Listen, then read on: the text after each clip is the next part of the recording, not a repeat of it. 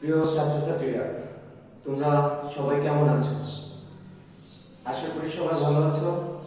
তোমরা যেখানেই থাকো, আজকে আমাদের ক্লাস দেখবা, অবশ্যই উপকৃত হবা।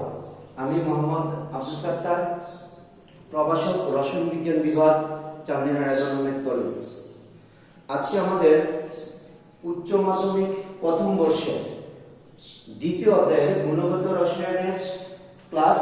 আমরা আজকে যা পড়ব, ওই আলোচ্য বিষয়সমূহ হলো রাদারফোর্ডের পরমাণু মডেল, রাদারফোর্ডের পরমাণু মডেলের সীমাবদ্ধতা পড়ব, বোরের পরমাণু মডেল এবং বোরের পরমাণু মডেলের সীমাবদ্ধতা। সর্বোপরি আমরা বোরের পরমাণু মডেলের সফলতা, যেখানে রাদারফোর্ডের পরমাণু মডেলের ব্যর্থতা ছিল, সেখানে বোরের পরমাণু মডেলের কোন কোন বিষয়গুলো সে সফল, সেই সম্পর্কে আমরা আজকে আলোচনা করব। শুরুতে আসো রাদারফোর্ডের পরমাণু মডেল।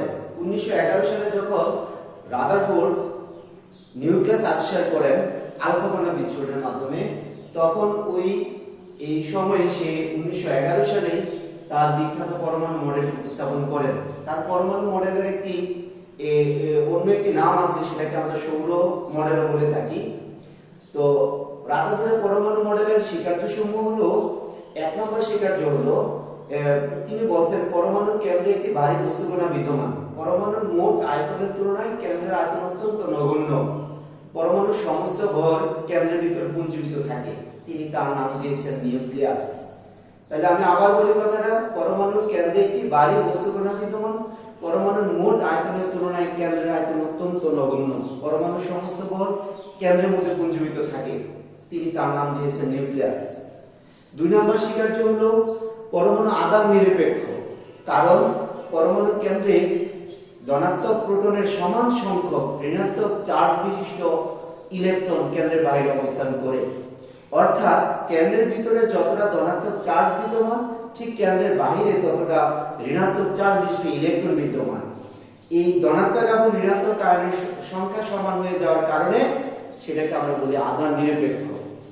তারপর হলো রাদারফোর্ড 3 নম্বর স্বীকার্য যে বলছেন পরমাণুতে নিউক্লিয়াসকে কেন্দ্র করে যেভাবে ইলেকট্রনগুলো তার চারিদিকে ঘুরে, ঠিক এই ঘূর্ণনটাকে সে অনুসরণ করছেন সৌরজগতের সাথে তুলনা করে। সৌরজগতের সূর্যকে কেন্দ্র করে যেভাবে গ্রহগুলো প্রদক্ষিণ করে, ঠিক সে এই কথাটাই বলছেন নিউক্লিয়াসকে কেন্দ্র করে ইলেকট্রনগুলো ঠিক এভাবেই প্রদক্ষিণ করে। তো এই প্রদক্ষিণের কারণে, সে সৌরজগতের সাথে তুলনা করার কারণে এটাকে সৌর মডেল নামে আমরা পরিচিত, বা রাদারফোর্ডের পরমাণু মডেলকে সৌর মডেলও বলে। এই গুণনত ইলেকট্রন যখন প্রোটনকে কেন্দ্র করে ঘুরে, তখন দুই ধরনের বলের সৃষ্টি হয়। একটা হলো কেন্দ্রমুখী বল, আরেকটা হলো কেন্দ্র বিমুখী বল। কেন্দ্রমুখী বল কেন? ধনাত্মক প্রোটন চার্জ থাকে কেন্দ্রে, আর বাইরে থাকে ইলেকট্রন ঋণাত্মক। এই বিপরীত আধানযুক্ত তারা পরস্পরকে আকর্ষণ করে, আকর্ষণের কারণে তার কেন্দ্রের দিকে এক ধরনের বল কাজ করে, সেটাকে আমরা কেন্দ্রমুখী বল বলি। আর ইলেকট্রন যখন বৃত্তাকার পথে ঘুরে, তখন ঘূর্ণনত কারণে ইলেকট্রন কক্ষপথ থেকে ছিটকে বাইরে পড়ে যেতে চায়। এই পড়ে যেতে চাওয়ার জন্য একটা বল কাজ করে, সেটাকে আমরা বলি কেন্দ্র বিমুখী বল। এই কেন্দ্রমুখী বল এবং কেন্দ্র বিমুখী বল পরস্পর সমান এবং বিপরীতমুখী। এই কারণে কক্ষপথ থেকে ইলেকট্রন কখনো ছিটকে পড়ে না, অথবা কেন্দ্রের ভিতরে পতিত হয় না। এগুলো গেল আমাদের রাদারফোর্ডের পরমাণু মডেলের স্বীকার্য। তাহলে আমি আবার একটু বলে দেই, তোমরা একটু মনোযোগ সহকারে শোনো, পারলে একটু খাতায় লিখে ফেলো। 1 নম্বর স্বীকার্য হলো পরমাণুর কেন্দ্রে একটি ভারী বস্তুকণা বিদ্যমান। পরমাণুর মোট আয়তনের তুলনায় কেন্দ্রের আয়তন অত্যন্ত নগণ্য। পরমাণুর সমস্ত ভর কেন্দ্রের ভিতরে পুঞ্জীভূত থাকে। তিনি তার নাম দেন নিউক্লিয়াস। 2 নম্বর হলো পরমাণু আধান নিরপেক্ষ। পরমাণুর কেন্দ্রে ধনাত্মক প্রোটনের সমান সংখ্যক ঋণাত্মক চার্জ বিশিষ্ট ইলেকট্রন কেন্দ্রের বাইরে অবস্থান করে। এই কারণে এটাকে আমরা বলি আধান নিরপেক্ষ। তিনি সৌরজগতের সাথে তুলনা করেন সৌরজগতে সূর্যকে কেন্দ্র করে যেভাবে গ্রহগুলো ঘুরে, ঠিক পরমাণুতে নিউক্লিয়াসকে কেন্দ্র করে ইলেকট্রনগুলো তার চারিদিকে ঘুরতে থাকে। এই গুণনত অবস্থায় ইলেকট্রনের দুই ধরনের বল কাজ করে, একটা কেন্দ্রমুখী বল আর একটা কেন্দ্র বিমুখী বল।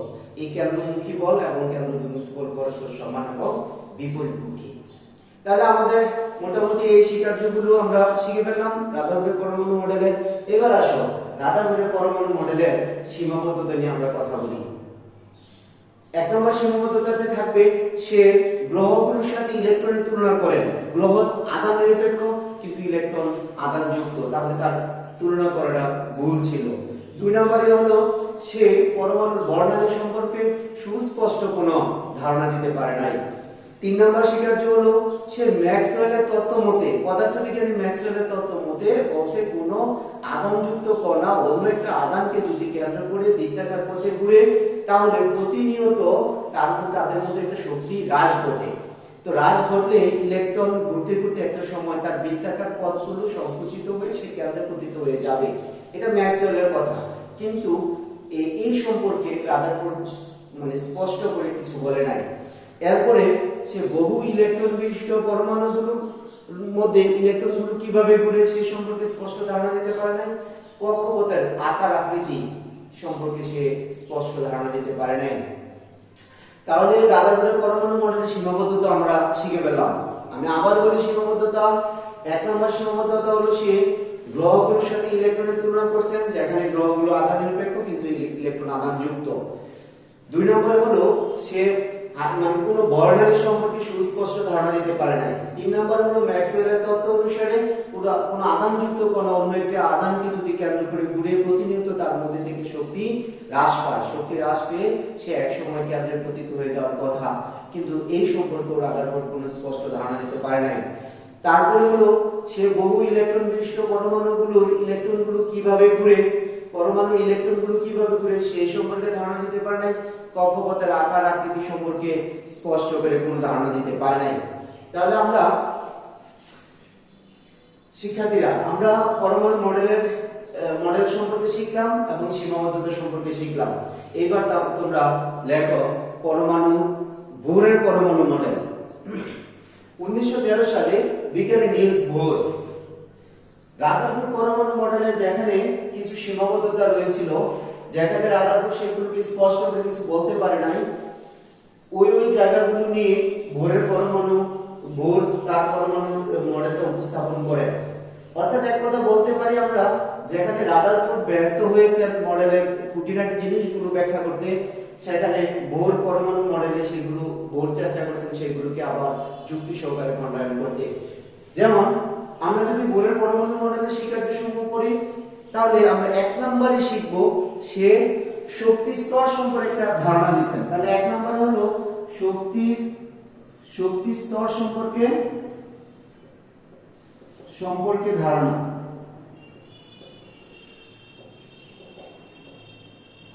তাহলে শক্তি স্তর সম্পর্কে সে কি ধারণা দিয়েছেন?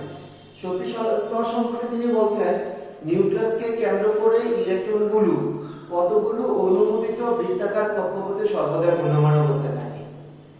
এই কক্ষপথে ইলেকট্রনগুলো ঘোরার সময় সে পদার্থবিজ্ঞানের সকল নিয়ম কানুন অনুসরণ করবে। আবার একটা কক্ষপথে ইলেকট্রন অবস্থানকালে শক্তি শোষণও করবে না, বিকিরণও করবে না, তখন তাকে স্থির কক্ষপথ বলবে। আর যেহেতু যে বৃত্তাকার কক্ষপথগুলোর কথা বলছে, সেই বৃত্তাকার কক্ষপথগুলোকে আমরা শক্তি স্তর বলি, শেল বলি, প্রধান কোয়ান্টাম সংখ্যা বলি। তাহলে তার প্রথম ধারণাটা হলো প্রধান কোয়ান্টাম সংখ্যা বা শক্তি স্তর, অথবা আমরা বলি অরবিট সম্পর্কে সুস্পষ্ট ধারণা দেওয়া। আমি আবার বলি তার শক্তি স্তর সম্পর্কে ধারণাটা, সে বলছে নিউক্লিয়াসকে কেন্দ্র করে ইলেকট্রনগুলো কতগুলো অনুমোদিত বৃত্তাকার কক্ষপথে ঘূর্ণমান অবস্থায় থাকে। এই বৃত্তাকার কক্ষপথগুলোকে আমরা শক্তি স্তর বলি বা কক্ষপথ বলি, অথবা শেল বলি, অথবা অরবিট বলি, অথবা আমরা প্রধান কোয়ান্টাম সংখ্যা বলবো।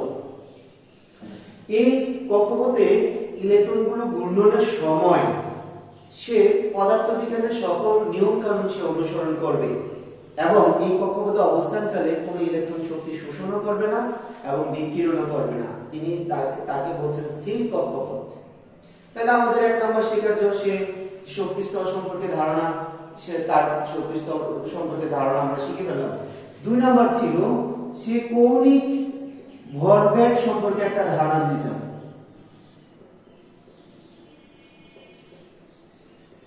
কৌণিক ভরবেগ সম্পর্কে ধারণা।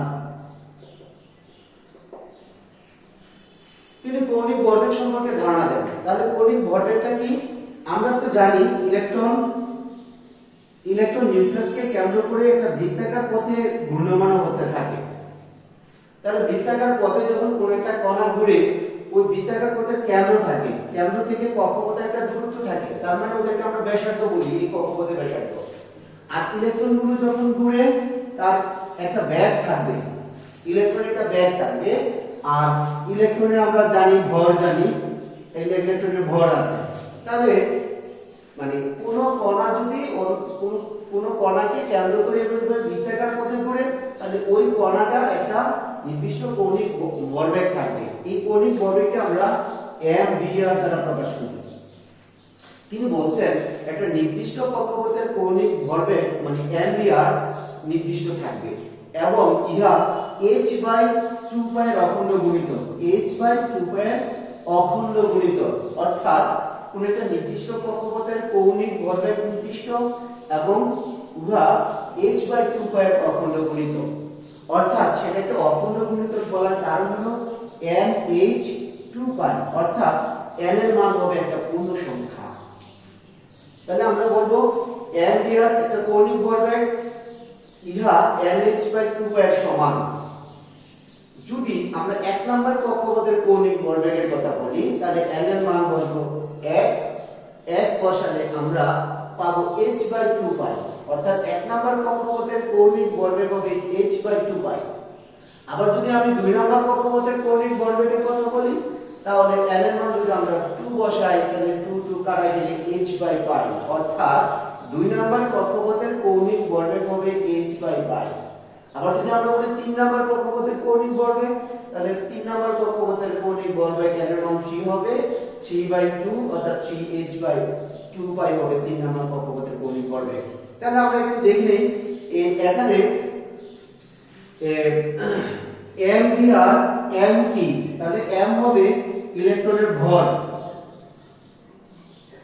যার ভর হলো 9.11 * 10 ইনভার্স 31 কেজি। তাহলে v কি? v হলো ইলেকট্রনের গতিবেগ।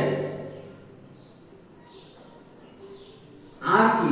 r হলো কক্ষপথের ব্যাসার্ধ।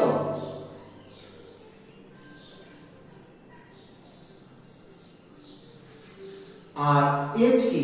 h হলো প্লাঙ্কের ধ্রুবক। প্লাঙ্কের ধ্রুবক, তোমরা প্লাঙ্কের ধ্রুবকের মানটাও শিখে রাখবা, 6.626 * 10 ইনভার্স 34 জুল সেকেন্ড প্লাঙ্কের ধ্রুবক। আর পাই তো একটা ধ্রুবমান, সেটা 3.1416, আর কক্ষপথের ব্যাসার্ধ। তাহলে আমরা কৌণিক ভরবেগ সম্পর্কেও তার ধারণাটা শিখে ফেললাম। এবার আসো তার 3 নাম্বার স্বীকার্য, যেটাকে আমরা বলবো 3 নাম্বার স্বীকার্যটা হলো শক্তি শোষণ এবং বিকিরণ সম্পর্কিত ধারণা। তাহলে আমরা লিখবো শক্তি শোষণ এবং বিকিরণ সম্পর্কিত ধারণা। শক্তি শোষণ এবং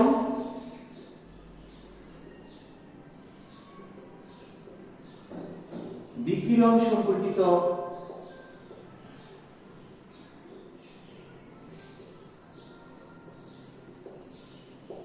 তাহলে শক্তি শোষণ এবং বিকিরণ সম্পর্কিত ধারণা সে কি বলেন? সে বলছেন যদি কখনো কোনো কক্ষপথ থেকে ইলেকট্রন শক্তি শোষণ করে, তাহলে সে লাফ দিয়ে তার উপরে শক্তি স্তরে চলে যাবে। আবার যদি সে শক্তি বিকিরণ করে, তাহলে উপরে শক্তি স্তর থেকে সে নিম্ন শক্তি স্তরে চলে আসবে। অর্থাৎ শক্তি শোষিত যদি হয়, কখন ইলেকট্রন কর্তৃক যদি শক্তি শোষণ হয়, তাহলে সে লাফ দিয়ে নিম্ন শক্তি স্তর থেকে উপরে শক্তি স্তরে যাবে। আবার যদি উপরে শক্তি স্তর থেকে সে শক্তি বিকিরণ করে বা ছেড়ে দিয়ে সে নিম্ন শক্তি স্তরে আসে, তখন সে তার মধ্যে এক ধরনের শক্তি বিকিরিত হবে। এই বিকিরিত শক্তির আলো আমরা জানি ফোটন কণা রূপে সে বিকিরিত হয় এবং এই ফোটন কণার একটা নির্দিষ্ট তরঙ্গদৈর্ঘ্য থাকে। যদি ওই তরঙ্গদৈর্ঘ্যের রেঞ্জ আমাদের দৃশ্যমান অঞ্চলের তরঙ্গদৈর্ঘ্যের মধ্যে পড়ে, তাহলে আমরা ওটাকে বর্ণ দেব। তো সে এই বিকৃত তরঙ্গদৈর্ঘ্য মানে শক্তির পার্থক্যটাকে সে E2 - E1, আমরা যদি ডেল ই পরিমাণ শক্তির পার্থক্য হবে যদি h নিউ পরিমাণ আলো কোনো ইলেকট্রনকে দেই, h nu পরিমাণ আলো কোনো ইলেকট্রনকে দেই, তাহলে ইলেকট্রন ওই আলোটা শোষণ করে লাফ দিয়ে উপরে শক্তি স্তরে লাভান্বিত হবে। সাথে সাথে সে যখন উপর থেকে আবার নিচে আসবে তখন সেই h nu পরিমাণ শক্তি সে আবার বিকিরিত হবে, আলো বিকিরণ করবে। এই আলো বিকিরিত আলোর তরঙ্গদৈর্ঘ্য যদি আমাদের দৃশ্যমান অঞ্চলের হয় তাহলে সেটা আমরা বর্ণালী দেখব। এই কারণে আমরা প্রায় বলি যে বোরের পরমাণু মডেলটি মাধ্যমে সে বর্ণালীর একটা ব্যাখ্যা দিতে পেরেছেন। সেই ইলেকট্রন দাপান্তর থেকে বর্ণালীর ব্যাখ্যা সে দিয়েছেন যে ইলেকট্রন দাপান্তরিত হলে যদি কোনো আলো বিকিরিত হয়, বিকিরিত হলেই সেটা আমরা যদি দৃশ্যমান অঞ্চলে হয় সেটা আমরা দেখব। তাহলে মোটামুটি আমরা পরমাণু মডেল শিখে ফেললাম, বোরের পরমাণু মডেল শিখলাম, রাদারফোর্ডের পরমাণু মডেল শিখলাম। এবার আসো রাদারফোর্ডের বোরের পরমাণু মডেলের সীমাবদ্ধতা।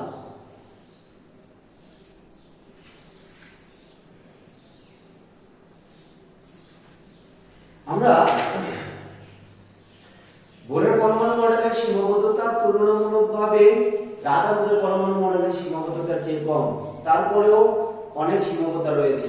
এক নম্বর সীমাবদ্ধতা হলো সে হাইড্রোজেন ও হাইড্রোজেন সদৃশ এক ইলেকট্রন বিশিষ্ট পরমাণুর ক্ষেত্রে বর্ণালী ব্যাখ্যা করতে পারলেও বহু ইলেকট্রন বিশিষ্ট পরমাণুর বর্ণালী কেমন হবে সে সম্পর্কে সে ব্যাখ্যা দিতে পারে না।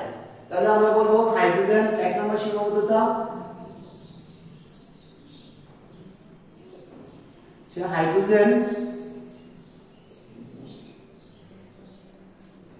অর্থাৎ hydrogen, helium plus, lithium 2 plus এই আয়নগুলোর মধ্যে একটি মাত্র ইলেকট্রন বিদ্যমান এবং ওই ইলেকট্রনটা দাপান্তরিত হইলে তার মধ্যে কোন ধরনের বর্ণালী বা বর্ণালী হবে কি হবে না সে সম্পর্কে স্পষ্ট ধারণা দিতে পারলেও সে বহু সংখ্যক ইলেকট্রন বিশিষ্ট পরমাণুর বর্ণালী কেমন হবে সে সম্পর্কে স্পষ্ট করে কিছু বলতে পারে না। তাহলে এক নম্বর সীমাবদ্ধতা আমাদের গেল। দুই নম্বর সীমাবদ্ধতা হলো যদি একটা ইলেকট্রন কক্ষপথে উপর থেকে নিচে অথবা নিচ থেকে উপরে দাপান্তরিত হয় তাহলে বর্ণালী রেখাকে একটি মাত্র রেখা পাওয়ার কথা, কিন্তু ওই একটি রেখাকে আমরা উচ্চভাবে বিশ্লেষণ করে যান্ত্রিক মানে উচ্চ দক্ষতা সম্পন্ন যন্ত্রের সাহায্যে বিশ্লেষণ করে দেখা যায় যে একটি রেখা অনেকগুলো সূক্ষ্ম সূক্ষ্ম রেখায় বিভক্ত। এই সূক্ষ্ম সূক্ষ্ম রেখাগুলো কোথা থেকে আসছে সে সম্পর্কে সে স্পষ্ট ধারণা দিতে পারে নাই। তারপরে হলো সে কক্ষপথের আকার আকৃতি কেমন হবে সে সম্পর্কে ধারণা দিতে পারে নাই। সে তার মডেলটিকে দ্বিমাত্রিক হিসেবে ব্যাখ্যা করলেও পরবর্তীতে জানা যায় সেটা দ্বিমাত্রিক মডেল, কিন্তু সেই সম্পর্কে স্পষ্ট কিছু বলতে পারে নাই।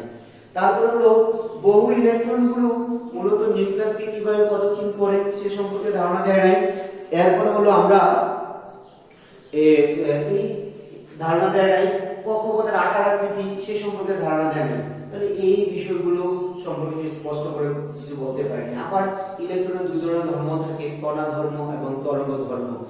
এই বিষয়ে সে স্পষ্ট কিছু বলতে পারে নাই। ইলেকট্রনের অবস্থান এবং ভর একই সাথে মাপা যায় না সে সম্পর্কে স্পষ্ট ধারণা দেয় নাই। আবার ইলেকট্রনের তরঙ্গ ফাংশন সম্পর্কে স্পষ্ট কিছু বলে নাই।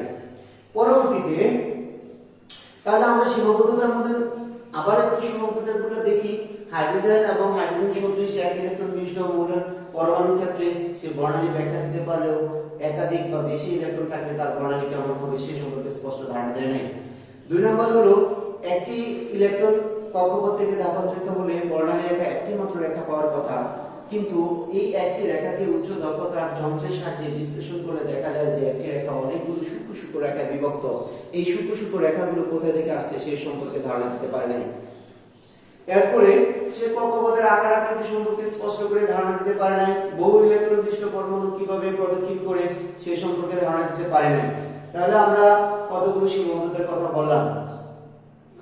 আসো এই সীমাবদ্ধতার মধ্যে কতগুলো কথা ছিল। সে একটি রেখা অনেকগুলো সূক্ষ্ম সূক্ষ্ম রেখায় বিভক্ত হয় সে সম্পর্কে সে ধারণা না দিতে পারলেও পরবর্তীতে বিজ্ঞানী জিমেন এবং স্টার্ক এই দুইজন বিজ্ঞানী এই রেখাগুলো কিভাবে সৃষ্টি হয় সে সম্পর্কে একটু মতামত প্রকাশ করেন। তাহলে আমরা লিখব জিমেন প্রভাব।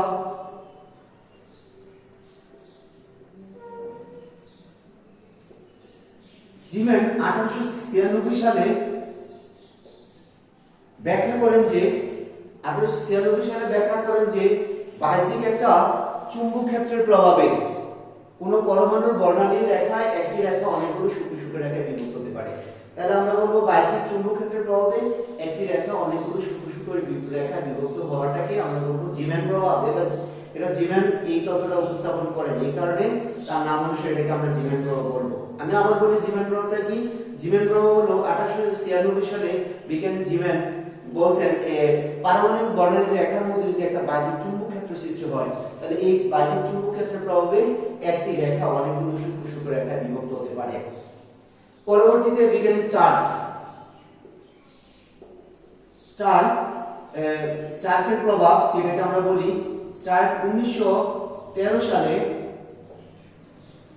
তিনি ঠিক জিমেনের মতোই আরেকটা তত্ত্ব উপস্থাপন করেন। তিনি বলছেন চুম্বক ক্ষেত্রের প্রভাবে যেমন জিমেন বলছেন, তিনি বলছেন তড়িৎ ক্ষেত্রের প্রভাবে, বাহ্যিক তড়িৎ ক্ষেত্রের প্রভাবে পারমাণবিক বর্ণালীর রেখাগুলো একটি রেখা অনেকগুলো সূক্ষ্ম সূক্ষ্ম রেখায় বিভক্ত হতে পারে। তাহলে আমরা বোরের পরমাণু মডেলে যেটা সীমাবদ্ধতা যেটা ছিল যে একটি রেখা অনেকগুলো সূক্ষ্ম সূক্ষ্ম রেখায় বিভক্ত, এই সূক্ষ্ম রেখাগুলো কোথা থেকে সৃষ্টি হয়েছে সেই সম্পর্কে স্পষ্ট ধারণা হয় নাই, কিন্তু পরবর্তী দুজন বিজ্ঞানী এই বাহ্যিক চুম্বক ক্ষেত্র এবং তড়িৎ ক্ষেত্রের প্রভাবে একটি রেখাগুলো অনেকগুলো সূক্ষ্ম সূক্ষ্ম রেখায় বিভক্ত হয়ে পড়ে সেই সম্পর্কে ধারণা দেন। পরবর্তীতে একজন বিজ্ঞানী আছেন ডি ব্রগলি।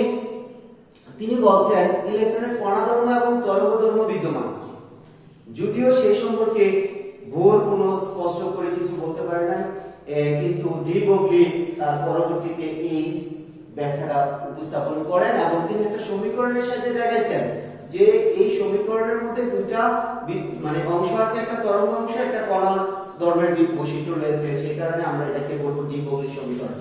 তাহলে লেখো ডি ব্রগলি সমীকরণ।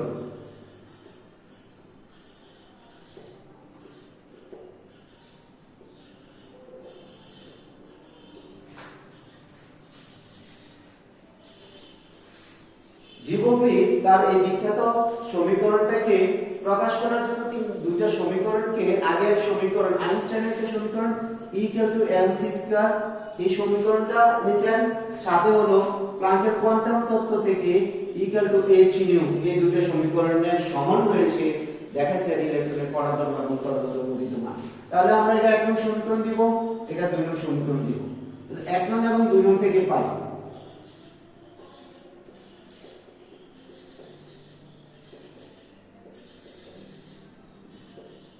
কি পাই, তাহলে আমরা লিখব mc² সমান সমান হলো hν।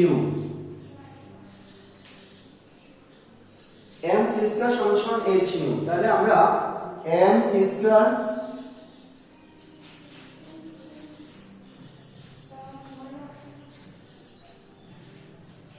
তাহলে আমরা ডি ব্রগলি সমীকরণকে আমরা পরে আবার সুন্দর করে ব্যাখ্যা দিয়ে বোরের পরমাণু মডেলের সীমাবদ্ধতার যে বিষয়গুলো আছে সেগুলোকে স্পষ্ট করে আমরা দেখব। তাহলে তোমরা ভালো থেকো।